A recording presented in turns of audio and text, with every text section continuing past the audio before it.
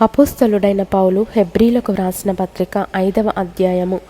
ప్రతి ప్రధాన యాజకుడును మనుష్యులలో నుండి ఏర్పరచబడిన వాడై పాపముల కొరకు అర్పణలను బలులను అర్పించుటకు, దేవుని విషయమైన కార్యములు జరిగించుటకై మనుష్యుల నిమిత్తము నియమింపబడును. తాను కూడా బలహీనత చేత ఆవరింపబడి ఉన్నందున అతడు ఏమీయూ తెలియని వారి ఎడలను, త్రోవ తప్పిన వారి ఎడలను తాలిమి చూపగలవాడై ఉన్నాడు. ఆ హేతువు చేత ప్రజల కొరకేలాగో అలాగే తన కొరకును పాపముల నిమిత్తము అర్పణము చేయవలసిన వాడై ఉన్నాడు. మరియు ఎవడును ఈ ఘనత తనకు తానే వహించుకొనడు గాని అహరోను పిలువబడినట్టుగా దేవుని చేత పిలువబడిన వాడై ఈ ఘనత పొందును. అటువలే క్రీస్తు కూడా ప్రధాన యాజకుడగుటకు తన్ను తానే మహిమపరచుకొనలేదు గాని, నీవు నా కుమారుడవు, నేను నేడు నిన్ను కనియున్నాను అని ఆయనతో చెప్పిన వాడే ఆయనను మహిమపరచెను.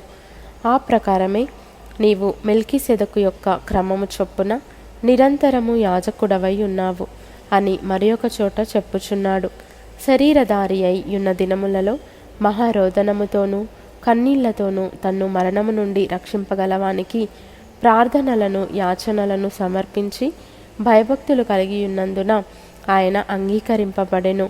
ఆయన కుమారుడయుండియు తాను పొందిన శ్రమల వలన విధేయతను నేర్చుకొనెను.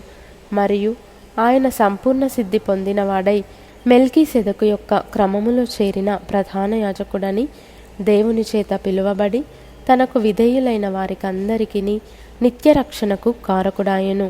ఇందును గూర్చి మేము చెప్పవలసినవి అనేక సంగతులున్నవి గాని మీరు వినుటకు మందులైనందున వాటిని విశదపరచుట కష్టము. కాలమును బట్టి చూచితే మీరు బోధకులుగా ఉండవలసిన వారై ఉండగా, దేవోక్తులలో మొదటి మూలపాఠములను ఒకడు మీకు మరలా బోధింపవలసి వచ్చెను. మీరు పాలు త్రాగవలసిన వారే గాని బలమైన ఆహారము తినగలవారు కారు. మరియు పాలు త్రాగు ప్రతివాడును శిశువే గనుక నీతి వాక్య విషయములో అనుభవము లేనివాడై ఉన్నాడు. వయస్సు వచ్చిన వారు అభ్యాసము చేత మేలు కీడులను వివేచించుటకు సాధకము చేయబడిన జ్ఞానేంద్రియములు కలిగియున్నారు గనుక బలమైన ఆహారము వారికే తగును.